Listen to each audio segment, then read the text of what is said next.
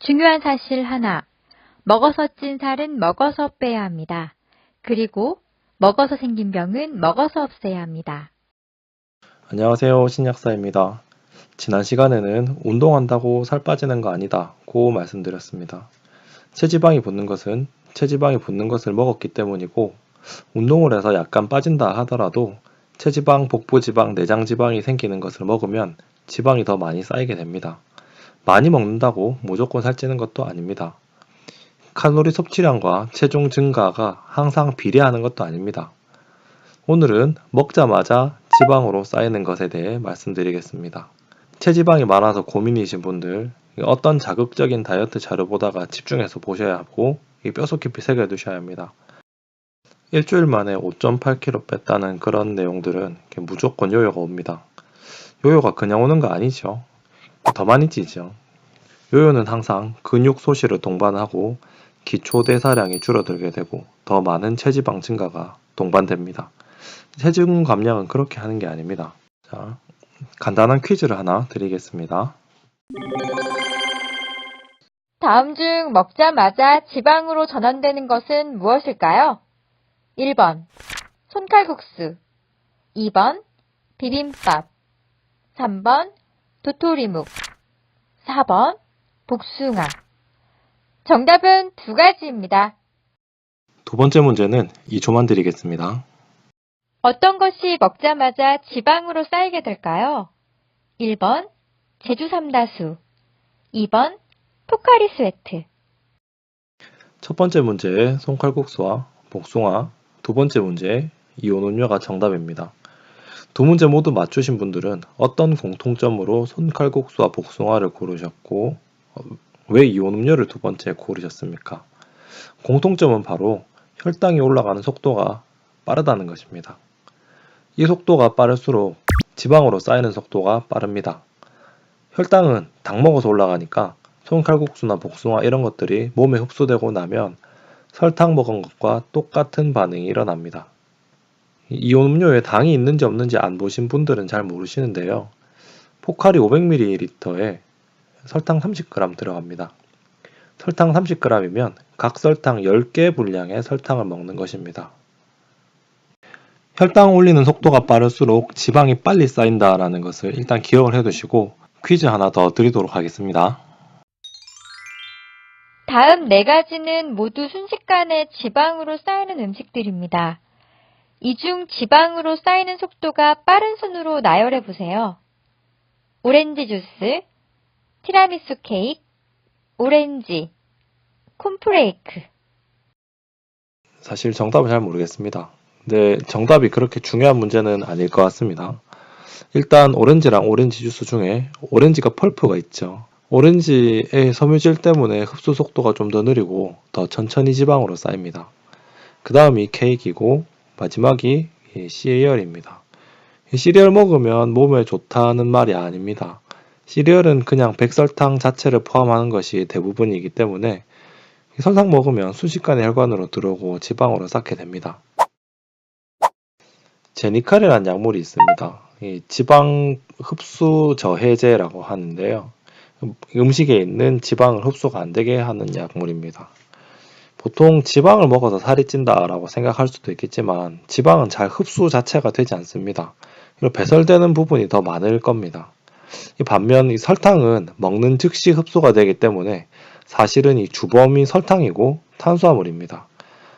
탄수화물은 보통 이제 밥, 빵, 국수, 떡 이런 것들을 말하게 되는데 이 탄수화물은 혈관으로 흡수가 되면 설탕이 녹은 것과 똑같아집니다.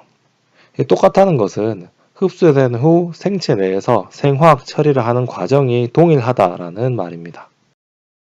그러면 설탕을 먹으면 왜 살이 찌고 동맥경화가 생기는지 보겠습니다. 설탕을 먹으면 즉 우리가 별다방에서 음료 한 잔 사 먹고 프랑스 빵집에서 빵 하나 사 먹으면 인체에서 어떤 일이 일어날지 한번 보시겠습니다. 체중 60kg인 사람 기준으로 인체에는 혈액이 약 4리터 정도 됩니다. 몸무게가 더 나가는 사람은 좀 더 많겠고요. 70kg인 사람은 약 5리터 정도 된다고 하니까 대략 4에서 5리터 정도 된다고 보면 되겠습니다. 손가락 끝에서 체열해서 혈당 체크하는 거 어떤 건지 아시죠? 아침에 우리가 일어나자마자 공복 혈당을 체크를 했을 때 이 100 이하이면 정상이다라고 하는데요. 이 수치를 환산을 해보면 혈액 1리터당 1g의 당이 존재하는 것이 정상 상태라는 말입니다. 즉 4리터의 혈액을 갖고 있는 사람은 4g의 당, 설탕이 존재하는 상태가 평상시 상태라는 말입니다.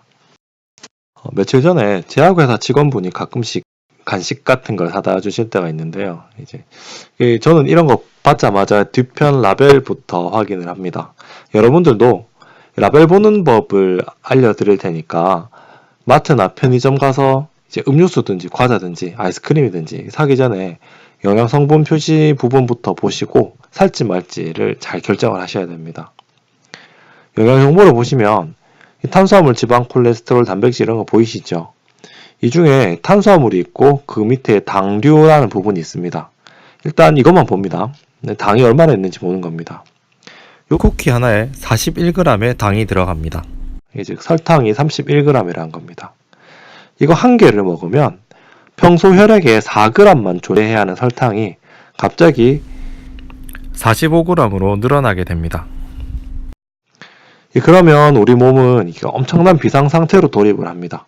설탕 때문에 온몸이 망가지기 전에 많아진 혈당을 최대한 빨리 없애서 정상 상태로 되돌려 놔야 하거든요.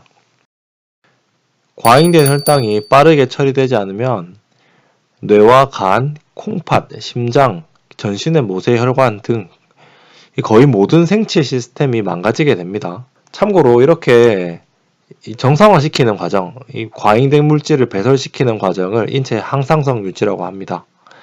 독소가 들어온 배설시키고 모자란 것은 채워 넣어서 잘 돌아가도록 해야 합니다. 넘치는 혈당은 뇌에서는 도파민 중독을 유발해서 뇌 손상과 당 중독을 일으키게 되고 간에서는 간세포를 변형시켜 지방간을 만들고 또 중성지방을 혈액에다가 많이 만들어내게 됩니다. 심장은 일시적으로 항진 상태에 돌입해서 맥박수가 굉장히 많이 올라가게 되고요. 이 콩팥, 신장은 삼투압이 높은 이 끈적한 혈액을 걸러내기 위해서 굉장히 많은 손상이 가야 하고 신장 위에 부신이 있는데요. 부신은 이 모든 것을 빠르게 처리하기 위해서 이 스트레스 호르몬인 코티솔을 상승시킵니다. 과잉된 혈당을 어떻게 없앨까요? 혈액으로 유입된 당은 1번 온몸의 체세포와 근육세포들로 이렇게 흡수를 시켜야 하고 그래도 남은 혈당은 두 번째로 소변으로 버려야 합니다. 혈액에 당이 많아지면 혈액이 끈적끈적해지게 되고 이게 설탕물 상태가 됩니다. 점도가 높아지게 되죠. 그리고 김장할 때 배추에 소금 뿌리면은 배추에서 물이 빠져나가면서 배추의 숨이 죽는 거 아시죠? 혈관에 당이 많으면 어디선가 물이 빠져나와서 삼투압을 맞추게 되고 그러면 어딘가에서는 이제 탈소가 생기게 돼서 체세포들이 쪼글쪼글해지게 됩니다. 제일 먼저 타격받는 것이 적혈구죠. 산소와 영양소를 배달해주는 적혈구가 높은 혈당 상태에 노출되면은 제 기능을 못하고 수명도 짧아지게 되고 이렇게 된 것을 당화혈색소라고 부릅니다. 이 수치가 6% 이상이면 내과 의사 진지한 상담을 하셔야 되죠. 다음은 혈당을 급격하게 올리는 음식들을 먹었을 때 인체에서 일어나는 반응입니다. 여기 적혈구가 있고요. 흰색 육각형이 포도당입니다. 포도당은 체세포로 들어가서 우리가 살아가는 에너지를 만드는 데 쓰입니다. 포도당이 체세포로 들어가려면 인슐린이 있어야 합니다. 이렇게 혈액과 인슐린들이 혈관을 타고 흘러가다가 배고픈 세포가 있으면 포도당이 들어갑니다. 세포의 에너지 저장 창고에 포도당이 가득해서 배가 안 고파도 혈관이 고혈당 상태이면 과잉 유입된 당은 세포 안으로 밀어 넣어서 처리를 해야 합니다. 세포의 인슐린 수용체에 인슐린이 결합을 하게 되면 세포의 문이 열리게 되고 포도당이 세포 안으로 유입됩니다. 세포 안에 에너지 저장 창고가 비어 있을 때에는 포도당을 엮어서 글리코겐 상태로 저장을 해두었다가 당이 필요할 때 꺼내 쓰게 되고 에너지 저장 창고가 가득 차 있으면 지방으로 전환시키게 됩니다. 이렇게 되면 세포 사이즈 자체가 이렇게 커지게 되겠죠. 이런 과정을 거쳐서 급격히 혈당을 올리는 음식을 먹으면 급하게 당을 처리해야 하고 우리 대부분은 평소에 충분히 당을 많이 갖고 있는 상태인데 더 먹게 되니까 소변으로 버리기보다는 지방으로 쌓는 쪽으로 생체 반응이 일어나게 됩니다. 일단 이번에는 여기까지 말씀드리겠습니다. 쉽고 직관적으로 이해하도록 설명하는 게 쉽지가 않네요. 꼭 필요한 내용도 많고요. 긴 내용 잘 보아주셔서 감사합니다.